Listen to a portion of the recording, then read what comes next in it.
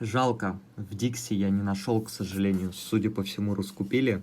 Старенький Торнадо Energy Манго Кокос.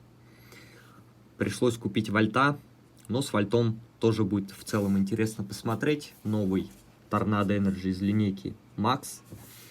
Против Вольта, вкусы кокос манго и там, и там. Кому интересно сравнение будет энергетиков, посмотреть. Обзор сравнения будет на моем Дзен-канале. Все как обычно. Перед тем, как смотреть, обязательно логиньтесь там через ВК или Яндекс. Заранее спасибо.